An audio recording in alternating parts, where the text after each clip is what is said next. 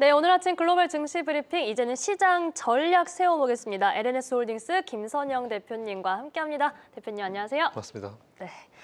자, 시장 바로 봐야 될 텐데 저희가 뭐 국내에서도 계속해서 대형주 쏠림 이런 이야기했는데 미증시에서도 네. AI발 기술주 쏠림이 좀 나타난다 네. 이런 이야기들 나오는 것 같아요. 이거 뭐 자연스러운 건지 좀 이어질까요? 이런 흐름? 자연스럽죠. 일단 뭐 시대를 돌아보면은 제가 또 올해 주식한 지 28년 됐나요? 98년도에 첫 계좌 네. 만들었으니까 28년 차 정도 돼가고 있는 것 같은데 매번 그 시기마다 한 10년 주기로 보더라도 이제 시장을 이끄는 업종들은 항상 달랐어요. 옛날에 IT 버블 때는 이제 어떤 종목이 올랐고 그 이후에 또 어떤 종목이 올랐고 항상 이제 그 시대를 이끄는 업종들이 항상 있긴 있었거든요. 근데 최근에는 어쨌든 이제 IT 기업들 위주로 만들어지고 이 AI라는 게 확실히 참 많은 산업을 살린 그런 시장인 것 같습니다. 그러다 보니까 이제 전 세계의 어떤 트렌드로 이제 완전 자리매김을 하면서 이제 강한 흐름을 보여주는 거는 뭐 어쩔 수 없는 시대의 흐름인 것 같아요. 그렇기 때문에 이제 시대 흐름을 잘 따라가고 있다라고 좀 보시면 될 것 같고 참 다행인 거는 이제 이 AI라는 이 산업 자체가 되게 많은 낙수효과 산업들을 만들어냈잖아요. 우리가 뭐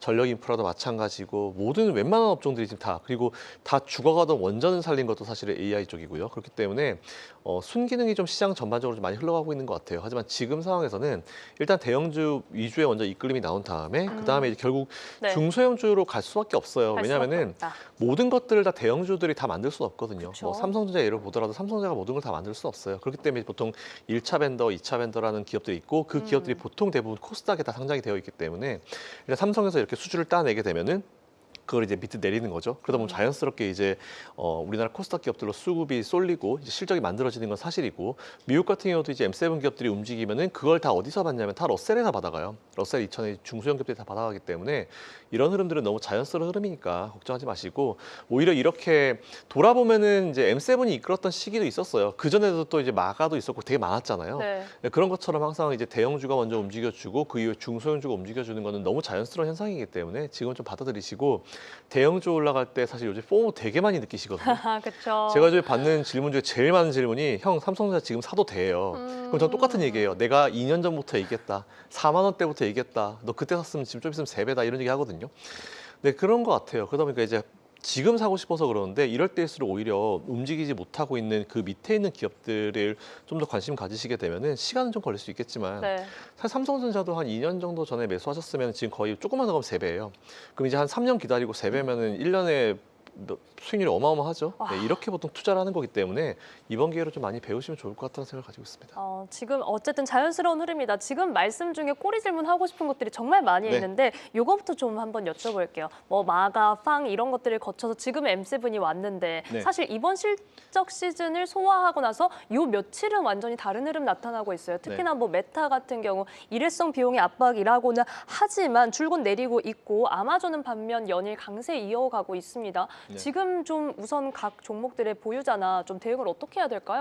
일단은 뭐 메타가 지금 현재 겪고 있는 그 상황 자체가요. 네. 뭐 모든 기업들이 또 똑같이 겪을 수 있는 상황이에요. 근데 아시겠지만 메타가 다른 기업들보다 좀 세게, 굉장히 세게 좀 투자한 거는 분명히 있거든요. 근데 이게 투자라는 게 만약 메타가 그 투자한 그 비용 자체를 정말 적절한 곳에 잘 투자를 했다라고 하면요. 이것 자체가 나중에 더 강력한 어떤 상승 모멘텀이 될 수 있습니다.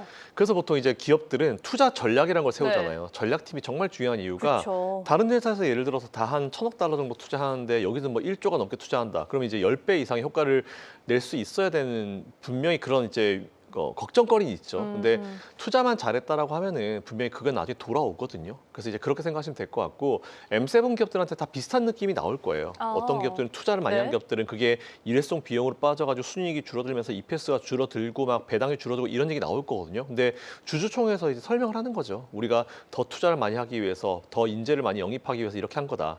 사실 그리고 미국에서 지금 나온 얘기가 고용 지금 그 해고 얘기 되게 많이 나오잖아요. 그렇죠. 근데 네. 실제로 한 명이 10명 이상의 효과를 내는 사람이 분명히 있어요.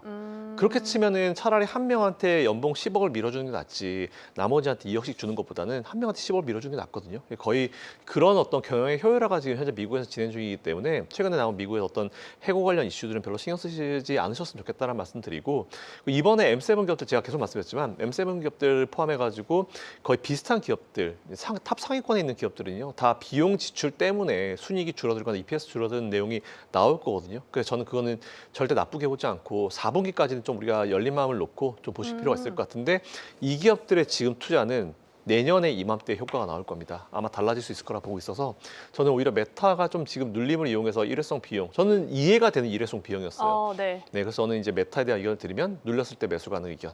네, 이렇게 드릴 수 있을 것 같습니다. 오히려 눌렸을 때 매수. 사실 워낙 급락이 나와서 조금 공포심을 갖게 된 것도 있는 것 같은데 이 부분에 대해서 좀 덜어주셨어요. 자, 한편은 지금 시장에 대해서 저희가 뭐 버블론을 계속해서 맞이하고는 있습니다만 그때마다 잘 뭐 아니다 이렇게 넘겼는데 이렇게 실적에서 조금은 희비 교차하는 모습을 보고 나니까 예를 들면 워런 버핏이 지금 뭐 사상 최대 규모의 버크셔 해서웨이가 사상 최대 규모의 현금을 보유하고 있다. 여기에 지금 에드 야데니 대표까지 시장의 강세론자가 너무 많다. 이런 말들이 또 한 번 조금 예민하게 들리는 것 같아요. 이거 좀 증시 과열에 대한 단서는 아닐지 어떻게 봐야 돼요? 버핏부터 갈까요? 일단 네. 예전에는 워렌 버핏이 현금 확보를 많이 하면은 이거 무슨 일이 있는 거 아닌가라고 저도 얘기를 했었을 거예요. 근데 지금은 아니에요. 왜냐하면 그래요? 버크셔가 아마 올해 연말 기준으로 이제 아마 차기 CEO로 넘기지 않을까 싶어요. 워렌 그쵸, 버핏 지금 회장님이 준비하고 은퇴를 있죠. 네. 준비하시는 것 같아가지고 원래 은퇴 준비하실 때는 본인 포트폴리오 정리해서 그 다음에 넘겨줘야 되거든요. 아하. 네, 분명히 이제 왜냐하면은 그걸 정리를 안 하고 가면은 그 다음에 후임자가 와가지고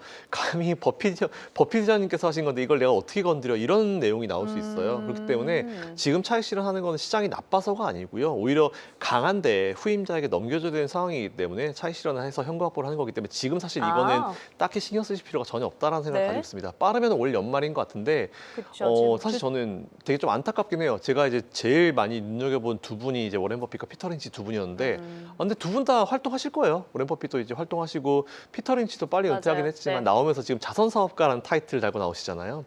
아마 워렌 버핏도 비슷하게 하실 것 같은데 어쨌든 시장에 앞으로 좋은 인사이트는 계속 남겨주시겠지만 확실히 버크셔 CEO로서의 어떤 자리는 내려놓으시고 좀 이제 쉬시지 않을까라는 그런 생각 가지고 있어가지고 지금의 이 매도를 너무 의미부여할 필요 없을 것 같아요. 이사회 의장으로는 또 활동을 하신다고 네, 하니까요. 북극성 역할은 계속 해줄 수 있지 않을까. 그럼 야데니의 이런 코멘트는 어떻게 보셨어요? 야데니 참 이분이 예전에 경기 침체설 되게 많았을 때부터 이제 저는 우리나라에서 침체가 안 온다 했고 야데니도 침체에 대해서는 가능성이 낮다라고 주장했던 분이에요.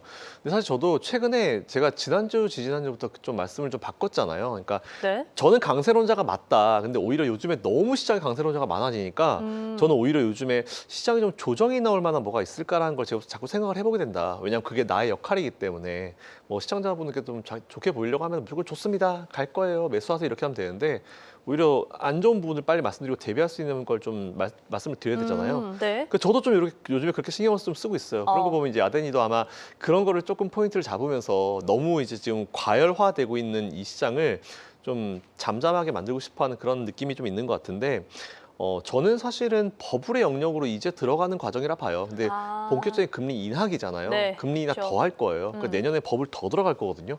근데 진짜 두려운 거는 저는 급락장, 하락장 별로 안 무서워요. 상승장이 진짜 무서워요. 왜냐하면은 주식한 지 진짜 막 4, 5년밖에 안 된 친구가 저한테 가르치려 들거든요. 돈을 다 같이 잘 번다고 내가 잘 번다고 생각하게 되기 쉬운 시장이죠. 최근에 삼성전자도 그냥 대충 매수하면 10% 이상 수익 나오니까. 근데 시장은 절대 그렇지 않아요. 요즘 애들 이제 후배들이 이제 투자한 지 얼마 안 된 후배들이 형 이 종목 어때라고 물어봐요. 그럼 이제 공부 열심히 했냐라고 물어보면은 그냥 트레이딩 하는 거지라고 하거든요. 속으로 그냥 알겠다고 넘어가는데 그런 것처럼 요즘에는 이제 좀 짧게 투자하신 분들이 내가 진짜 투자 잘하는구나라고 착각하는 시점이 이제 됐거든요. 근데 절대 그렇지 않아요. 저도 옛날 그랬어요. 99, 98 그때 얼마나 IT 버블이 있어가지고 좋았겠어요. 저는 제가 주식 천인 줄 알았다니까요. 아니에요. 절대 아니에요. 그 이후에 한번 얻어 터져보고 2001년도에 맞아보고 막 2007년도 8년도 금융위기 맞아보고 9.11 테러 맞아보고 그런 거 하다 보니까 절대 주식시장에 천재는 없구나라는 생각이 들더라고요. 그래서 저는 제가 드리고 싶은 말씀은 이제 야데니가 얘기했던 거는 이제 어쨌든 좀 조심하자라는 그런 의미고 시장은 제가 봤을 때는 항상 제가 연초 연말에 드리는 말씀이 있어요. 연말까지는 괜찮을 겁니다. 근데 저는 올해 이제 연말까지 어쨌든 괜찮을 것 같아요. 근데 그걸 넘어서 시장의 지금 분위기 혹시 뭐 돌바락제만 발생하지 않으면은 내년 이맘때까지 괜찮을 것 같아요. 그래가지고 투자는 계속 이어가시되 그냥 겸손하게 네, 중심 그쵸. 잡으시면서 투자하시는 게 중요합니다. 너무 들뜨는 마음을 조금 다잡을 필요는 있다. 저희가 네. 좀 이렇게 생각을 해보면 좋을 것 같습니다. 사실 간밤에 좀 연준 위원들의 발언이 역시나 뭐 시장에 대한 진단은 다를 수밖에 없는 것 같아요. 조심스러운 분위기가 좀 많이 감지됐다. 저는 이렇게 봤거든요. 그렇죠. 이제 10월 달 금리 인하를 했고 원래는 아마 제가 봤을 때는 2분기까지 그들의 머리에는 10월 달 금리 인하 없었을 것 같아요. 근데 10월 금리 인하를 했고 이제 그러다 보니까 시장은 또 12월 달, 11월 어차피 FOMC 없으니까 12월에 금리 인하에 대해서 좀 관심을 이동한 것 같은데 그거에 대해서 조금 경계하는 느낌이 좀 있긴 있는 것 같아요. 근데 일단은 뭐 아직 2달 남았으니까 그 사이 나오는 경제 지표도 좀 보면서 판단할 필요가 좀 있을 것 같아가지고 저는 네. 좀 관망하자라는 주의인데 지금 화면 나온 대로 이사코스 이사가 노동시장 약화 위험이 물가 상승 우려보다 더 크다라고 했잖아요. 사실 이거는 근데 고등학생이나 대학생들 경제 공부한 친구들은 다 알 수 있는 내용들이에요. 당연히 인플레이션 같은 경우는 이제 시장이 별로 나쁘진 않거든요. 왜냐하면 이제 기업들이 실적을 늘어낼 수 있는 되게 좋은 기회이기 그쵸, 때문에 네. 적절한 수준에서 보면 이제 인플레이션보다는 사실 노동시장 악화가 좀 안 좋습니다. 노동시장이 안 좋게 되면은 일을 못 하게 되고 돈을 못 벌고 그럼 당연히 그게 기업에 연결이 되거든요. 그래서 지금 노동시장에 대한 부분 좀 되게 많이 신경을 쓰고 있는 것 같아가지고 일단 최근에 뭐 실업률이 좀 올라오긴 했지만 이게 과연 이번 달, 다음 달 노동 관련 지표를 좀 지켜보면서 이제 12월 달 금리 인하를 한번 생각할 필요는 좀 있을 것 같아가지고 일단 저도 좀 중요하게 생각하는 모니터링 대상으로 좀 생각하고 있습니다. 사실 지금 말씀해 주신 것 중에 저희가 남은 시간 동안 지표도 좀 더 봐야 되는 상황이기도 하고 지금 노동시장에 대한 진단도 나왔는데 여기에 지금 영향을 크게 미치는 게 셧다운이잖아요. 네, 이 맞아요. 정도로 길어질까 싶기는 했었는데 이제 내일 되면은 최장 기록이 된다고 하더라고요. 결국은 저는 지금 시기가 안 좋았다 생각해요. 어. 이렇게 길게 할 것도 아닌데 네. 결국은 이제 민주당이 셧다운을 계속 이제 버티고 있는 이유가 그냥 딱 하나예요. 오바마 케어 지키려고. 그러다 보니까 이제 민주당의 어떤 이제 의원 한 명을 지키려고 하는 이 액션으로밖에 보이지 않는데 슬슬 요즘에 오바마 나오더라고요. 다음 선거부터 슬슬 들어가더라고요.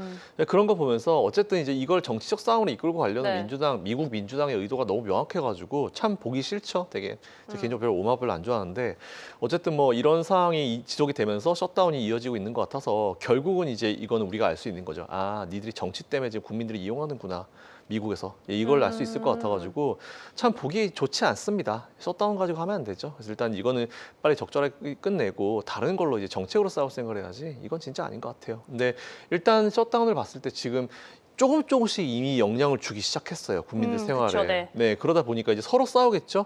공화당은 너희들이 반대해서 너희들 결국 지금 오바마 케어 지키려고 하는 거 아니야 이렇게 얘기 나올 거고 민주당은 무슨 소리냐 네가 지금 하고 있는 거 생각해봐라 이런 식으로 싸울 거거든요.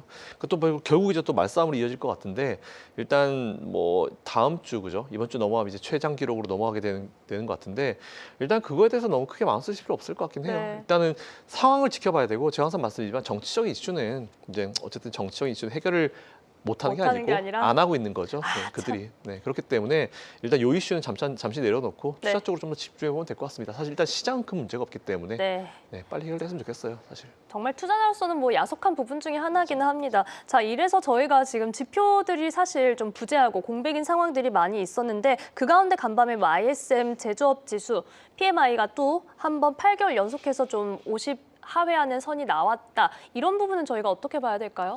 일단 뭐 경제 지표를 되게 많은 기관에서 발표를 하잖아요. 근데 ISM도 하나 기관으로 보시면 될 것 같고요. 그러니까 이게 우리가 많이 바라보는 뭐 ISM이나 몇몇 개 지표들이 있는데 일단 경제 지표에 너무 목매달 필요는 없다라는 말씀을 일단 첫 번째로 말씀드리고요. 지표라는 건 원래 이제 상승과 하락을 반복하는 부분이 분명히 있기 때문에 이제 그 현재 상황의 어떤 트렌드를 봐야지 이 뭐 하루하루 한 달 한 달의 움직임을 그렇게 보실 필요 없을 것 같다는 생각을 가지고 있습니다. 보시는 대로 이번 달 네. 한번 꺾였죠. 그 전까지는 괜찮았어요. 전반적인 어떤 흐름 자체가 지금 하향 추세가 살짝 만들어지겠지만 오히려 하향보다는 이제 횡보 느낌으로 가는 게 맞기 때문에 일단 이 정도 보시고 뭐 너무 의미부여를 하실 필요는 없을 것 같다라는 생각을 가지고 있습니다. 네, 크게 마음 쓰지 말자. 자, 그렇다면 이젠 다시 M7에 대한 점검을 좀 해볼 텐데 앞서도 대형주, 주도주에 대한 포모가 최근 강해지고 있다. 이런 이야기 해주셨어요. 아마존에 대해서도 네. 최근에 아마존 웹 서비스의 존재감 다시 한번 좀 강해지는 데다가 오픈 AI까지 또 키워드로 붙어버리면서 맞아요. 좀 시장의 강자의 포지션을 잘 다져가고 있나 이런 생각 들더라고요. 아마존이 진짜 티 안 나게 원래 참 이제 잘 하고 있는 것 같아요. 진짜 정말 티 안 나게 잘하고 있죠. 티 안 나게. 아마존. 예. 그래서 M7 기업들도 보면 지금 M7 기업들 중에 이제 서로 앞서거니 뒤서거니 하는 흐름이 좀 나오고 있어요. 그렇죠. 근데 그 중에 사실 최근에 시장을 이끌고 S&P를 이끌고 있는 거는 아마존이다. 라는 얘기가 나올 수 있을 정도로 하고 있는데 아마존의 투자량이 좀 적절하게 좀 잘 유지가 되고 있는 것 같고 이번에도 AWS가 우리나라 왔었잖아요. 네. 그래서 우리나라 쪽에 투자하겠다는 그런 계획도 발표했고 하는 거 보면은 조용하게 강자, 조용하게 강한 어떤 M7 기업 중에 하나가 아닌가라고 생각하고 있고 사실 뜯어보면 아마존이 우리가 아시겠지만 그냥 일반 소매업체, 소비 관련 기업이었잖아요. 그러다가 이제 하나씩 늘면서 이제 이게 무슨 기업이지라는 그런 생각을 바뀌고 있는데 그게 앞으로의 흐름인 것 같아요. 보통 이제 저도 이제 보통 많이 표현하기 월갈 꼰대들, 이제 증권사에 오래 있는 분들 같은 경우는 어떠한 기업은 어떤 업종, 그래서 이 업종의 어떤 밸류에 따라서 이 업종은 이거 고평가, 저평가 나누거든요. 최근 보면 테슬라, 아마존 뭐 이런 기업들 뭐 하는 기업이에요? 아무도 모르잖아요. 그래서 이제 시대가 바뀌고 있고 팔란티오 뭐 하는 기업이에요? 모르잖아요. 기존 업종으로 평가가 안 되잖아요. 네, 그런 추세가 좀 만들어지고 있는 것 같은데 어쨌든 아마존에 대해서 총평을 드리면 아마존 사실 예전부터 저는 되게 좋게 좀 생각하고 있었고 경기 침체설 때 사실 제가 한경 다른 글로벌 방송 가가지고 뭐 전반적인 어떤 매수 말씀을 드리면서 아마존, 메타 이런 기업들 말씀을 좀 많이 드린 적 있어요. 아마존, 메타, 엔비디아 그때 얘기했거든요. 네, 그런 흐름을 보면은 전반적으로 좀 잘 회사를 운영하고 있는 것 같고 비용이 무리하지 않은 것 같아요. 무리하지 않는 선에서 비용 컨트롤 되게 잘하고 있는 것 같아가지고 앞으로 좀 기대가 되는 그런 기업입니다. 우리 돈도 잘 벌고 있고 우리 쓸 만큼 쓰고 있어 약간 네. 이런 느낌이고 개인적으로는 이렇게 기업들이 변모해가는 게 중국 빅테크들도 이런 모습을 좀 따라가고 있지 않나 하는 생각이 들기도 합니다. 앞서 아마존 그리고 엔비디아도 함께 얘기를 해주셨는데 엔비디아에 대해서도 지금 트럼프 대통령의 간밤에 또 네. 최첨단 칩 네. 미국 말고 다른 나라에 줄 수 없다 이런 네. 얘기가 사실 한번 나오기도 했었는데 네. 또 한편 지금 아랍에미리트로 나갈 수 있는 그런 소식까지도 함께 나왔어요. 앞으로의 방향성 계속해서 지금 강한 흐름 이어갈 수 있겠죠? 어떤 나라 안 파겠지만 아랍에미리트랑 우리나라는 아닙니다. 우리는 확보했어요. 그러니까 중국을 위한 그런 코멘트인 거죠? 그렇죠. 중국도 그렇고 나머지 국가들도 그렇고 뭔가 이번 트럼프한테 제대로 뭔가 보여주지 못한 거겠죠. 아하. 우리나라 액션이 좀 나온 것 같고요. 그러니까 지금 보니까 이번에 사실 저는 이제 네. 각 국가별로 도대체 이게 칩이 얼마나 있는지를 사실 정확하게 나온 자료가 없기 때문에 몰랐는데 이번에 젠스왕이 얘기했잖아요. 미국이 한 2천만 개 있고 그리고 그다음에 중국이고 그다음 뭐 밑에 이제 쭉쭉 있고 우리나라가 한 7위권으로 봤는데 일단은 그건 호퍼까지 다 포함했을 때고 사실 블랙엘 같은 경우는 호퍼의 몇 배 정도 수준의 기능을 나타내는 그 칩이에요. 그렇죠. 근데 이제 우리나라에 26만 개 주고 30만 개 넘어가고 그러면 이제 순위로 봤을 때 중국은 빼야죠. 중국은 이제 블랙엘 안 들어가니까 중국 빼고 어쨌든 미국은 압도적 1등 자기들끼리 다 해먹고 있고 거기서 이제 2위권이 아마 제가 봤을 때 아랍에미리트로 50만 개가 가는 걸로 알고 있고 우리나라에 30만 개 정도 될 것 같고 그러면은 한 3위권까지 한 방에 올라오거든요. 근데 이게 되게 의미가 있는 게 사실은 이제 이 칩을 가져가는 기업들 보면 삼성, SK하이닉스, 현대차 같은 기업들이잖아요. 그러니까 이번에 그 젠스왕 CEO가 이제 비공개 회의에서 얘기한 것들이 되게 중요한 게 많더라고요. 그러니까 왜 한국을 찍었냐라고 했는데 어쨌든 이제 이 AI라는 게 결국은 이제 하드웨어 우리가 이제 실제로 쓸 수 있는 실생활에 올라와야 되는데 이제 인터넷에 이걸 넘어가지고 올라와야 되는데 그걸 할 수 있는 국가들을 봤을 때 이제 제일 탑에 있는 건 사실 중국인데 중국은 빼야죠. 그러다 보니까 우리나라가 이제 하드웨어, 소프트웨어가 다 잘 되는 국가여가지고 우리나라 쪽에 하고 젠스왕 CEO가 옛날에 이건희 회장님과의 어떤 관계가 있기 때문에 맞아요. 편지 보은의 느낌, 얘기하면서. 보은의 느낌 아주 역시 이건희 회장님 대단하신 분이고요. 그런 느낌이기 때문에 우리나라 쪽에 많이 준 것 같아요. 그러다 보니까 좀 다행인 거는 블랙엘을 확보를 하면서 그동안 사실 우리나라가 중국이나 다른 나라에 많이 뒤쳐졌던 건 사실이거든요. 근데 또 우리나라가 잘한 거는 따라가는 거 엄청나게 잘합니다. 삼성이 지금 열심히 또 TSMC 따라가려고 노력하는 것처럼 그러다 보니까 이렇게 확보된 이 블랙을 가지고 우리나라가 앞으로 AI에서 좀 더 치고 나갈 수 있는 되게 좋은 상황이 될 수 있을 것 같아서 네. 좀 좋게 보고 있어가지고 저는 긍정적으로 보고 있는데 뭐 트럼프 대통령이 딴 나라에 블랙을 안 팔겠다. 우리나라 입장에서 땡큐죠.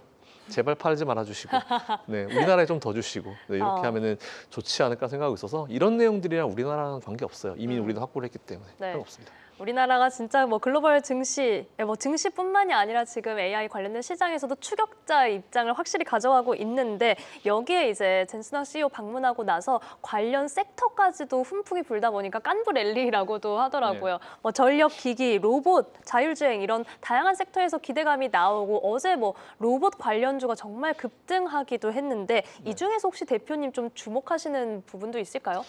일단 전반적인 부분에 다 내려간 것 같아요. 근데 사실 삼성전자랑 현대차 같은 경우는 좀 다양하잖아요. 삼성전자는 이제 반도체 일반적으로 기기로 가는 거고 현대차 같은 경우는 보스턴 다이내믹스를 몇 년 전에 인수하면서 로봇 관련으로 들어가 버리고 있는 상황이에요. 그래서 삼성과 현대가 좀 컨셉이 좀 다르게 가고 있는 것 같은데 일단 로봇 관련주에 대해서 말씀을 드리면 생각보다 우리 생활에 더 빨리 들어올 것 같다.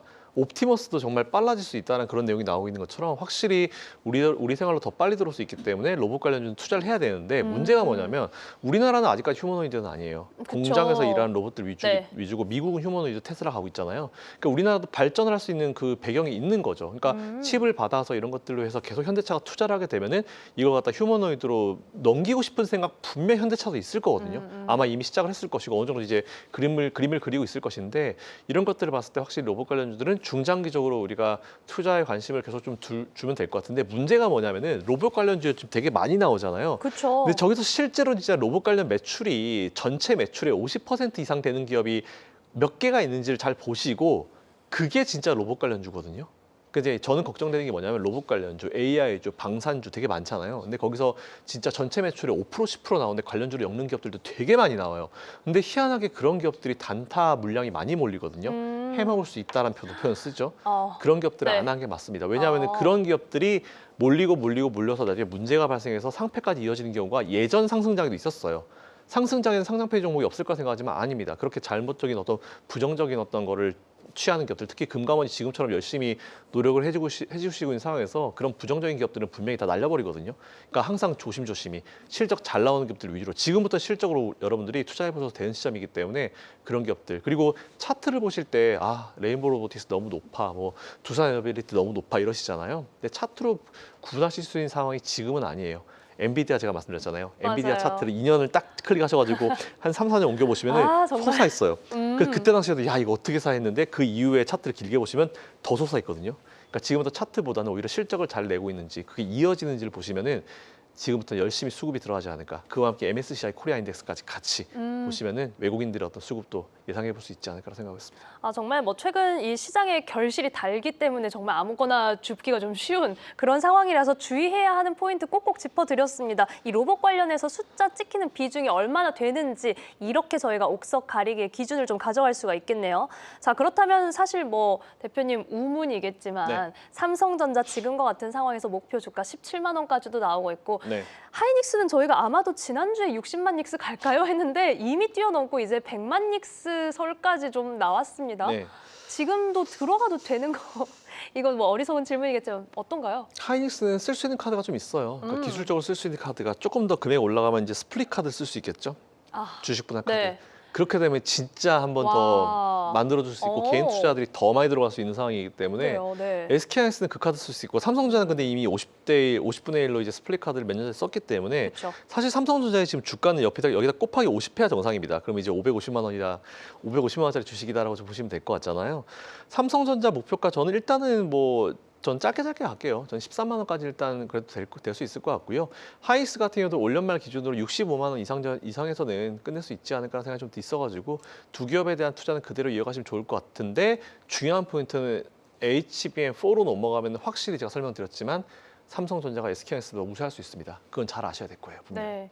HBM4는 다시 한번 좀 분수령이 될 수 있기 때문에 여러분들 꼭 기억을 하셔야 되는 그런 상황입니다. 사실 이게 상승의 기울기나 이 하방 경직성에 대해서도 여러 번 얘기를 해주셨었잖아요. 지금의 흐름은 그러면 그냥 무난하게 잘 가고 있다라고 보시는 걸까요? 너무 무난해요. 지금 뭐 코스피도 그렇고 코스닥도 그렇고 차트가 우리가 일반적으로 여러분들이 기초적인 수준을 보시면 정별이라고 하잖아요. 너무 이뻐요. 사실 근데 이제 이게 많이 갭이 떠버리게 되면 네. 그 갭을 줄이는 어떤 흐름이 나오는데 사실 최근에 그런 갭도 많이 안 보이고요. 적절하게 잘 올라가고 있는 것 같아가지고 뭐 크게 문제될 건 없어 보이긴 합니다. 그래서 뭐 제가 그랬잖아요. 장중에도 이제 원래 대세 상승장의 하루장을 봤을 땐 전략 후강이 원래 일반적으로 맞기 때문에 그런 거 좀 보시면서 편안하게 투자하시면 될 것 같다. 뭐 나머지 악재성 요인들이 지금 있어 보이지는 않고요. 뭐 지금 뭐 칩을 해외에 팔지 않겠다 트럼프가 얘기한 거는 이제 우리나라는 예외 이렇게 생각하시면 될 것 같습니다. 네, 이렇게 저희가 국내 증시에 대한 점검까지 해봤고 자 이제 오늘부터 저희가 1시간도 얼마 남지 않았습니다. 오전 10시부터 오후 6시까지 주간 거래 네. 재개 거의 1년여 만에 돌아오게 되는 상황인데 뭐 투자자 입장에서는 저희 방송 입장에서는 좀 네. 반길 수 있는 소식이 아닐까 싶어요. 그래도 네. 매매할 때 좀 주의할 포인트나 그런 것도 있겠죠? 직장인분들 일하십시오. 업무 시간에 일단 일을 하셔야 네. 됩니다. 네, 주식이 인생의 최고가 아니고요. 이 주식은 인생의 슈퍼 서브이기 때문에 일단 업무 보시고 점심 때쯤 되면 항상 거래가 좀 잠잠해져요. 네. 우리나라도 마찬가지겠지만 아침에 줬다가 점심 때 좀 잠잠하거든요. 그쵸. 그러니까 그러니까 식사하러 가셔가지고 또 여의도 이런데 PC방 같은데 보면 또 쫙 깔려 있겠네요. 보통 PC방 가 보면은 거의 HTS 깔려 있거든요. 아, 그래요? 그 점심 먹을 때 이제 그런 시절이 있었습니다. 점심 먹으면서 이제 주식하던 시절. 다시 오늘 한번 가볼까요? 퇴근하고. 네, 다시 돌아온 것 같은데 그렇게 되면 PC방이 다시 붐면서 또 이제 그래픽 카드에 대한 수요가 올라가겠네요. 젠스상 이번에 얘기했던 것처럼. 그런 것처럼 점심시간에 투자하셔도 돼요. 괜찮아요. 그러니까 아침에는 열심히 일하시고요. 식사 빨리 하시고 갑자기 이러면 이제 같이 밥 안 먹겠죠. 다 따로 밥 먹겠죠. PC방 붐비겠네요. 어쨌든 뭐 농담같이 드렸는데 미국 시장 주식 주간 거래가 시작됐긴 했지만 사실 우리나라가 지금 너무 핫하잖아요. 그쵸. 그렇기 때문에 이게 수요가 해외로 얼마나 튈지에 대한 부분은 좀 궁금하긴 한데 미국 거래가 가능하다 하더라도요. 미국과 우리나라 밸런스는 그대로 유지하시고 그러니까 저는 요즘 이런 얘기 많이 해요. 진짜 친한 동생들한테 평소에 안 하던 거 하지 말라고. 시장이 좋든 나쁘든 그냥 너 원래 하던 대로 해야지 갑자기 시장 좋다고 이상한 짓 해버리면 그냥 계좌가 날아가는 거거든요. 원칙이 제일 중요해요. 네. 저는 급락장보다는 상승장을 더 무서워하는 사람이기 때문에 지금은 딱 변동성 잘 주의하시고 주식 매수는 분명히 조정 기회에 올 거예요. 그때 들어가시고 평소에 안 하던 거 하시면 안 됩니다. 평소에 하시는 거 그대로 유지하시면서 업무 열심히 보시고 점심 식사를 PC방에 하시는 거 괜찮아요. 요즘 밥 잘 나오더라고요. 그렇죠. 네, 그런 것들 하시면서 이제 하시면은 좋지 않을까. 그리고 늦게 들어가지 마시고 빨리 들어가십시오. 네. 제일 중요한 거는 여러분들 열심히 일하시는 겁니다. 좋습니다. 중심은 잘 지켜야겠고요. 저희 지금 채팅창에서도 많은 이야기들 하시네요. 밥도 PC방 가서 먹으면 되겠다라고 하시는데 그래도 일하십시오. 이 네 글자에 좀 가장 주목을 하고 계십니다. 우리가 중앙거래가 재개되고 이용자로서 편리해질 수 있지만 여기에 너무 들뜨지는 말자. 지금 네, 시장 그럼요. 분위기가 사실 또 들뜨기 쉬운 그런 상황이기도 하니까요. 자, 그렇다면 저희가 오늘 국내 증시 그리고 오늘 밤 다가올 미장까지 전략 어떻게 가져갈까요? 일단은 국내 증시가 지금 초반에 조금 쉬네요. 지금 삼성전자 비롯해서 전반적으로 삼성전자가 쉬면은 요즘 쉬는 분위기가 좀 만들어지고 있는 것 같은데 일단은 뭐 이 쉼은 당연한 겁니다. 그러니까 우리 인생도 그렇고 뭐 주식도 그렇고 계속 달릴 수만은 없거든요. 그래서 지금 너무 막 포무 느끼지 마시고요. 한번 크게 누른 시점 올 거예요. 단기 고점 대비해서 한 10% 밀고 삼성전자 10만 원 깨지고 막 이럴 거거든요. 네. 분명히 저는 삼성전자 지금 10만 원짜리는 깨질 수 있는 자리라 봐요. 그러니까 오히려 지금 너무 포모 느끼시고 급하게 따라가려고 하지 마시고요. 네. 좀 기다리셨다 가시고 오히려 지금 저평가되어 있는 업종들 되게 많아요. 2차 전지나 아니면 이런 기타 그쵸. 업종도 많아요. 그런 쪽으로 관심 가지시는 게 좋고 미국도 지금 조정받는 기업들 있죠. 메타 이런 애들. 네, 그런 애들 위주로 하시고 잘 가는 애들 따라가시는 것보다는 그런 애들로 매수하시는 게 나중에 더 좋을 거다라고 생각했습니다. 지금은 좀 성급하게 따라가기보다는 확실히 신중한 그런 시각이 필요한 상황입니다. 저희는 LNS홀딩스 김선영 대표님과 시장 전략 꼼꼼하게 짜봤고요. 잠시 후 아시아 증시로 돌아올게요. 대표님 고맙습니다. 감사합니다.